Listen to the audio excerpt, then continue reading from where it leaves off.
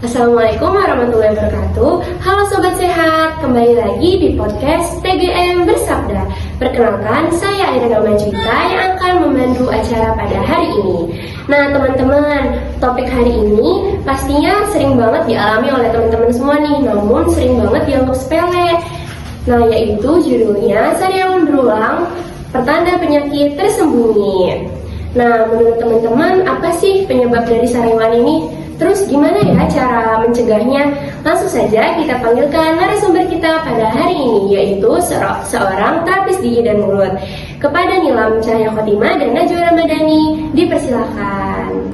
Oke, mungkin bisa kita mulai aja ya pembahasan pada hari ini. Nah, pertama-tama aku mau nanya dulu nih ke kalian berdua. Menurut kalian apa sih sariawan itu?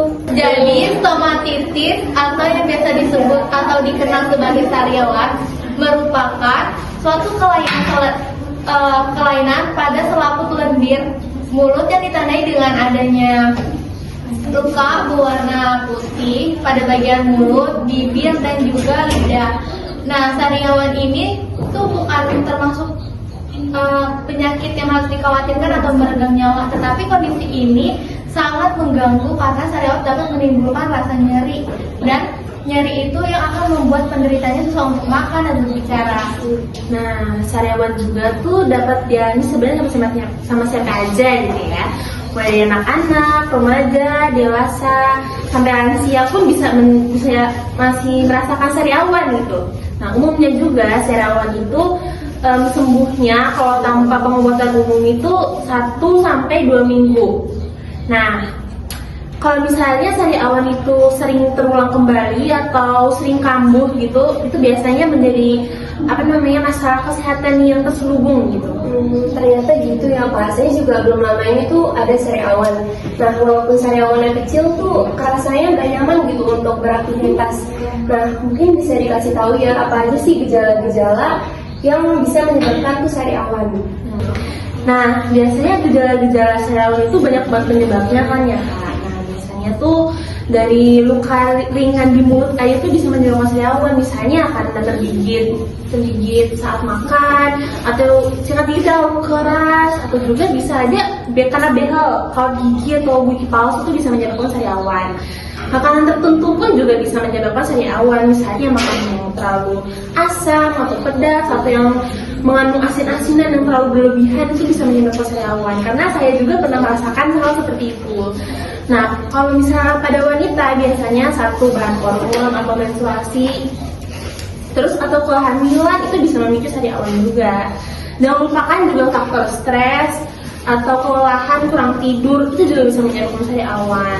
Karena itu menurunkan daya tahan tubuh lokal di rongga mulut. Ada juga yang tidak cocok dengan kandungan pasta gigi, biasanya yang mengandung SLS, karena yang mengandung SLS itu nggak semua orang cocok menggunakan pasta gigi yang kandungannya seperti itu. Dan sariawan tuh ternyata mempunyai 3 jenis. Jadi sariawan tuh nggak cuma nih sariawan biasa aja, tapi tuh ada jenisnya. Iya, ada jenisnya. Ada sariawan minor. Sariawan minor ini sariawan yang umum terjadi dan biasanya ukurannya kecil, bentuknya oval dan memiliki bagian tepi berwarna kemerahan. Dapat sembuh tanpa meninggalkan luka itu 1-2 minggu. Yang kedua ada sariawan mayor. Sariawan mayor jarang terjadi, ukurannya juga kecil, tapi memiliki garis tepi yang nggak beraturan dan memiliki rasa nyeri. Jadi buat yang pernah mengalami sariawan dan nyeri, mungkin ini bisa sariawan mayor dan dapat hilang atau sembuh dalam waktu 6 minggu. Selanjutnya ada hipertiformis. Nah, sariawan ini tuh jarang terjadi, ukurannya kecil-kecil tapi banyak, dan juga bisa sembuh dalam waktu 1-2 minggu. Wah, ternyata lengkap banget nih penjelasan dari Kak Najwa dan Kak Nila. Mulai dari gejala-gejalanya ini tuh ternyata mulai dari pola makan ataupun karena gigitan tidak disengaja itu bisa menyebabkan sariawan. Terus juga dari macam-macam sariawan itu ternyata ada banyak gitu. Ada 3 tadi yang kayak disebutin sama Kak Nilam. Nah, tadi penjelasan sebelumnya itu aku dengar sariawan itu bisa sembuh 1-2 minggu. Nah, gimana kalau misal sariawan ini tuh tetap berlangsung lebih dari 1-2 minggu? Kalau itu sih perlu diwaspadai ya, karena itu termasuk nggak normal dikarenakan takutnya ada penyakit yang perlu ditangani oleh dokter, Kak. Jadi harus cek ke dokter agar ditangani lebih lanjut dan jangan sampai tunggu parah dulu ya. Biasanya orang-orang Indonesia tuh banyak banget yang nunggu parah dulu tuh baru periksa, iya gitu. Nah, sebaiknya segera periksa ke dokter agar bisa ditangani lebih lanjut. Jadi jangan ragu kalau kamu atau orang terdekat kamu mengalami sariawan yang berulang. Ajak periksa atau konsultasi atau cari tahu penyebabnya kalau misalnya kamu mau periksa gitu, biar tahu mereka tuh bisa konsultasi ke dokter. Karena menjaga kesehatan itu bukan soal berani atau malu ya Kak ya, tapi soal sayang pada diri sendiri gitu. Dan buat kamu yang mungkin ragu atau khawatir soal biaya, tenang aja, sekarang tuh di rumah sakit ada BPJS guys ya. Kalian harus ingat BPJS itu juga harus diperpanjang. Kalian jangan nggak perpanjang BPJS ya. Itu kalau misalnya sewaktu-waktu, iya kita nggak ada yang tahu sakit itu kapan kan ya Kak. Terus kesehatan itu juga investasi jangka panjang loh Kak. Kalau misalnya kita nggak mengobati itu secepat mungkin, wah mulai peduli lah dengan diri sendiri. Kalau ada gejala yang nggak bisa termasuk yang nggak biasa, itu contohnya sariawan yang berulang, itu segera konsultasi. Jangan tunggu parah dan jangan tunggu nanti deh gitu. Nah, teman-teman tuh jangan pernah ya kita sepelekan hal kecil kayak gitu, karena hal kecil kayak gitu tuh bisa aja jadi besar. Nah, makanya kita harus cepat-cepat untuk mencegah daripada mengobati. Nah, sekarang aku mau nanya nih, biasanya penyakit apa aja sih yang bikin sariawan ini tuh nggak kunjung sembuh gitu? Dari yang tadi Kak Najwa sebutin kan udah ada dari kawat gigi dan lain sebagainya, dan ini penyebab sariawan yang tak kunjung sembuh itu bisa disebabkan karena autoimun, kekurangan nutrisi seperti zat besi dan vitamin B12, bisa juga karena infeksi virus herpes atau HIV, atau gangguan kesehatan lainnya seperti kanker mulut. Jadi nih ya, buat teman-teman yang pernah alami sariawan dan sariawannya berlangsung lebih dari 2 minggu, yuk cek ke dokter untuk diperiksa lebih lanjut. Karena sariawan yang kita anggap kecil dan sepele bisa menyebabkan hal besar seperti kanker mulut, kan itu ngeri banget ya. Dan juga biaya pengobatannya pasti bakalan lebih mahal daripada kita berobat karena sariawan. Dan perlu diingat juga nih, kita harus memperhatikan nutrisi yang masuk ke dalam tubuh kita. Jadi kalau kita makan, jangan hanya mikirin kenyangnya aja, tapi kita harus memikirkan nutrisinya seimbang atau enggak. Contoh makanan yang bernutrisi itu seperti kayak daging, telur, tahu, tempe, itu kan enggak mahal ya, affordable banget kan. Bener banget, berarti tuh emang harus perhatiin juga gitu pola makannya gimana, pola makannya sehat gitu ya Kak. Iya. Nah, terus dari tadi kan udah bahas definisi-definisi, terus gejala-gejala, bahkan hal-hal yang harus diwaspadai dari sariawan ini. Sekarang mungkin bisa dikasih tahu apa aja sih yang bisa kita lakukan nih teman-teman semua supaya sariawan ini tuh dicegah dan nggak berulang terjadinya. Pencegahan yang dapat dilakukan itu dengan cara kita harus menjaga kebersihan mulut kita dengan seperti membersihkan gigi 2 kali sehari. Saat pagi hari kita harus menggosok gigi setelah sarapan, jadi nggak berbarengan saat mandi. Jadi selesai sarapan baru sikat gigi, karena biar nggak ada sisa makanan yang menempel lagi di mulut. Tapi banyak banget ya teman-teman yang dia tuh mandi, sikat gigi, baru dia makan. Dan setelah makan itu dia nggak sikat gigi lagi ya. Iya, kebanyakan langsung beraktivitas kayak sekolah, kerja dan lainnya. Dan kalau malam hari mungkin malas kali ya karena udah ngantuk, jadi langsung tidur nggak sikat gigi. Ya. Sedangkan dari pagi sampai malam tuh kan makanya pasti banyak ya kan. Terus juga pasti kita kadang ada yang nggak berasa nggak sih, yang suka nyelip-nyelip di mulut, kan kita nggak tahu ya. Jadi harus sikat gigi juga. Dan yang kedua itu hindari cedera mulut, seperti berhati-hati saat menggosok gigi. Menggosok gigi juga jangan terlalu kenceng-kenceng ya, jangan terlalu ditekan juga. Pelan-pelan aja, yang penting benar gitu ya. Iya. Dan juga nih kita harus perhatiin bulu sikatnya itu lembut atau enggak, karena bulu sikat yang lembut itu sangat direkomendasiin untuk agar tidak merusak enamel gigi dan juga lebih efektif membersihkan kotoran-kotoran yang ada di gigi. Nah iya. Selanjutnya itu bisa makan makanan sehat nih, yang seperti dibilang tadi. Makanan sehat itu penting karena nutrisi yang cukup dapat membantu menjaga daya tahan tubuh dan mempercepat proses penyembuhan luka di dalam mulut. Dan yang terakhir utama buat cewek-cewek yang suka mungkin makan seblak kali ya. Itu harus dihindari dan dikurangi karena konsumsi makanan pedas, asam atau terlalu panas. Makanan seperti itu bisa memperparah sariawan. Nah, untuk pengobatannya itu ada beberapa cara yang dapat dilakuin dan hal ini tuh simple banget. Ada beberapa orang yang menggunakan obat kumur antiseptik untuk mengurangi rasa sakit, atau bisa juga menggunakan obat oles yang mengandung benzokain untuk mematikan rasa. Selain itu juga ini paling simpel banget sih, dikompres pakai es untuk meredakan nyeri. Oh, jadi gitu ya, menarik sekali ya Kak Nilam. Saya juga menemukan data riset dari sebuah penelitian tentang stomatitis aftosa rekuren atau sariawan pada mahasiswa. Nah, ternyata banyak banget nih respondennya, yaitu ada 67,35% responden yang memilih untuk mengobati sariawan secara mandiri. Dan dari jumlah tersebut, penggunaan obat oles menjadi pilihan terbanyak dari presentase 57,58%. Terus yang paling kecil ini menggunakan obat kumur, yaitu 15,15%. Nah, apakah dari presentase ini data riset mahasiswa sejalan dengan apa yang kakak berdua terjadi di lapangan gitu?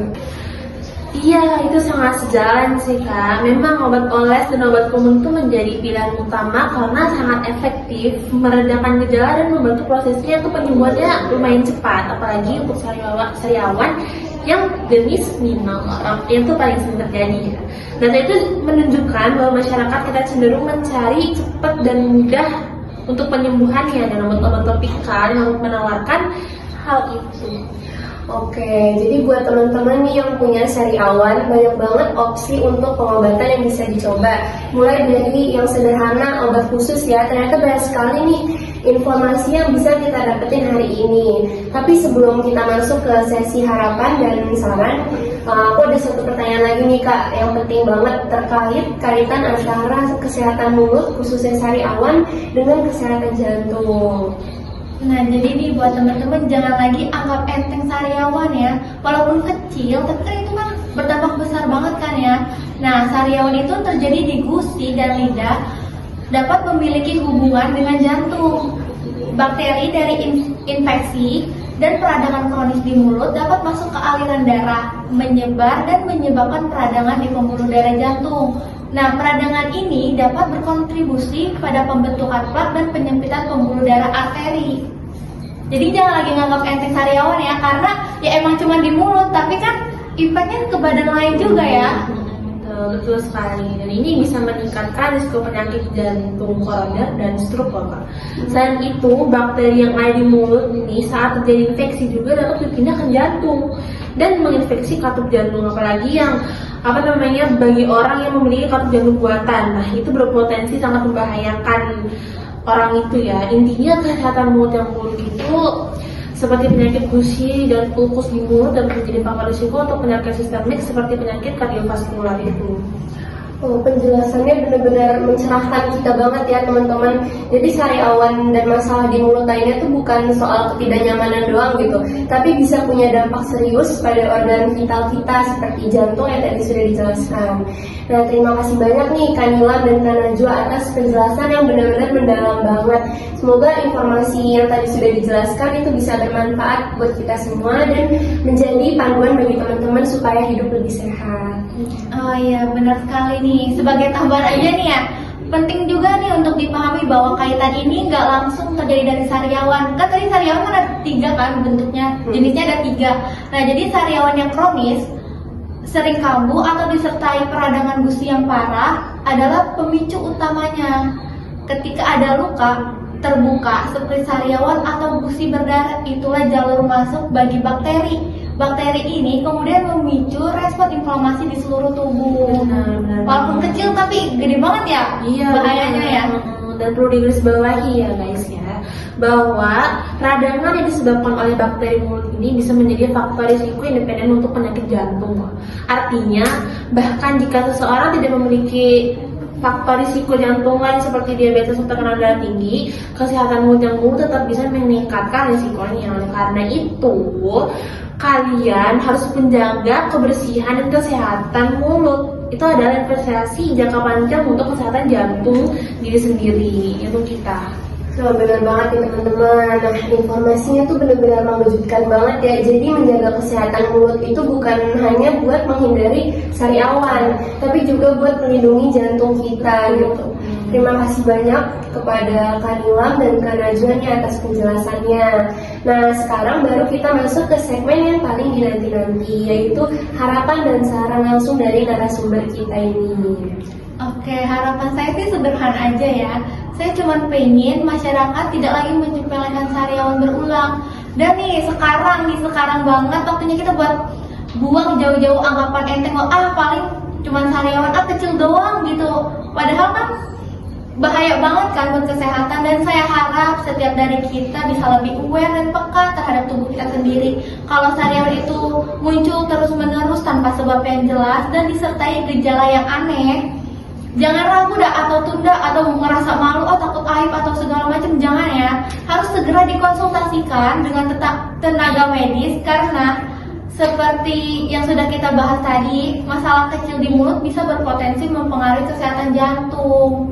Wah, benar banget tuh Kak. Nah, harapan yang begitu penting ya Kak. Nah, kalau dari Kak Najwa gimana nih? Ada nggak sih tips praktis yang bisa langsung teman-teman coba untuk mengurangi resiko sariawan ini? Tentu saja ada dong Kak tips-tips. Apalagi tips-tips yang sangat praktis buat kalian bisa dicoba langsung ya. Nah, yang pertama itu ada perhatikan pasta gigi kalian. Coba deh, kalian bisa melihat ingredients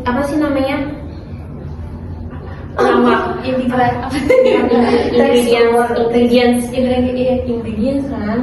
Maksudnya bahan-bahannya. Iya, bahan-bahannya. Ya udah, kalian bisa melihat dari bahan sikat gigi kalian itu bahannya tuh keras kah atau lembut kalian Menurut es. Bahan sikat gigi. Ini sikat gigi kan biar nggak keras gitu loh. Oke, 3, 2, 1. Ini juga ini. Ayo. 1, 2, 3. Nah, tentu aja sih, itu pasti ada. Ini apalagi tips-tipsnya sangat praktis buat kalian coba. Yang pertama itu perhatikan pasta gigi kalian. Coba kalian lihat apakah itu mengandung SLS atau tidak, karena beberapa orang itu banyak yang sensitif Kak buat SLS ini. Ya, yang kedua ini saat makan kita harus pelan-pelan, nggak usah terburu-buru, nggak ada yang mau ngejar juga. Hindari juga makanan yang keras atau ujungnya tajam karena bisa menyebabkan sariawan juga itu Pak. Nah, yang ketiga itu tuh ada pastikan kalian tuh mengonsumsi vitamin B kompleks atau zat besi atau folate yang tercukupi. Itu tuh penting banget karena kalau bisa nggak tercukupi itu tuh bisa menurunkan imun kita, itu tuh bisa menyebabkan sariawan. Nah iya itu betul kan tadi bilang kan Nila, kalau misalnya autoimun itu bisa menyebabkan sariawan kan. Autoimun itu karena kurangnya vitamin B kompleks atau zat besi itu. Sumbernya bisa dari sayuran hijau, daging merah, atau jika dimau diperlukan ya suplemen tambahan. Tapi kalau misalnya suplemen tambahan itu harus tetap anjuran dokter. Nah, yang terakhir nih, setidaknya kalian tuh 6 bulan sekali periksa ke dokter gigi. Karena itu langkah deteksi dini terbaik untuk bagi masalah di mulut, termasuk sariawannya tidak biasa itu. Wah, tips-tipsnya nih cukup lengkap dan praktis banget ya Kak. Jadi intinya emang kita tuh perlu lebih peka terhadap apa yang tubuh kita ini rasakan. Terus kita juga harus selalu menjaga gaya hidup sehat secara keseluruhan ya. Mulai dari pola makan, cara menyikat gigi, dan lainnya. Nah, sebelum benar-benar pamit nih, ada pesan-pesan terakhir gak sih yang sangat penting dari para narasumber untuk para pendengar ini? Pesan buat teman-teman yang dengerin ini, kita emang harus jaga banget gaya hidup kita secara keseluruhan. Karena tubuh kita itu ibarat cerminan dari kondisi kesehatan kita secara keseluruhan. Jadi kalau ada sariawan yang muncul berulang-ulang, itu bukan cuma masalah kecil di mulut. Bisa jadi itu masalah atau alarm yang sedang berbunyi memberitahu kalau ada sesuatu di dalam tubuh kita. Dan alarm itu bisa menjadi berkaitan dengan risiko yang lebih serius seperti jantung tadi kan, termasuk jadi jangan abaikan alarm itu, segera konsultasi dengan dokter untuk mencari tahu apa sih sebenarnya akar dari masalahnya. Jadi istilahnya alarm itu tuh bisa jadi peringatan buat diri kita sendiri gitu ya. Iya, harus aware kayak sariawan nih kecil sepele walaupun berulang-ulang itu kita harus periksain ke dokter gitu ya. Iya. Karena kalau kita mikir-mikir itu kan kayak belum tentu tepat kan, penyebabnya apa pasti banyak. Kayak mikirnya kayak paling gak gara-gara ini doang, Iya, kecil doang, iya, banget. gak makan doang gitu kan, itu berpengaruh banget kan. Betul.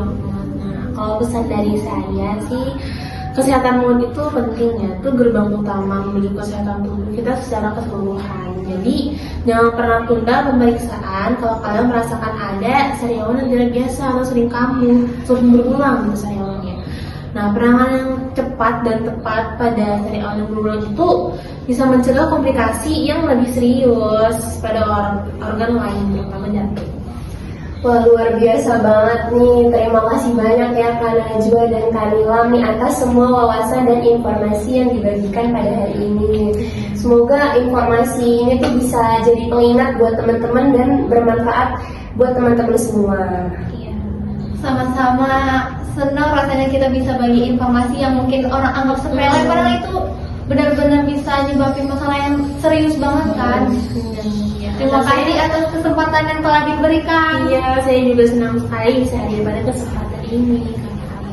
Nah, sobat sehat, sariawan ini tuh emang lazim banget ya buat terjadi. Namun kalau misalnya sariawan ini tuh sering kambuh dan berlangsung secara lama, kalian tuh jangan anggap remeh ya, karena udah dijelasin seperti yang dibilang Kanilam dan Kak Najwa tadi. Bisa jadi tubuh kita ini memberi sinyal atau peringatan masalah kesehatan yang tersembunyi. Jadi perlu diperhatikan ya teman-teman, mulai dari pola makan, gaya hidup sehat, ataupun kalian tuh jangan pernah ragu untuk konsultasi ke tenaga medis ataupun fasilitas kesehatan lainnya. Oke teman-teman, sampai di sini dulu episode kita pada hari ini. Terima kasih kepada teman-teman yang sudah menyimak dan mendengarkan dengan antusias. Semoga pesan-pesan atau informasi yang sudah disampaikan tadi bisa bermanfaat bagi para pendengar semua. Saya selaku moderator pamit undur diri. Sampai jumpa.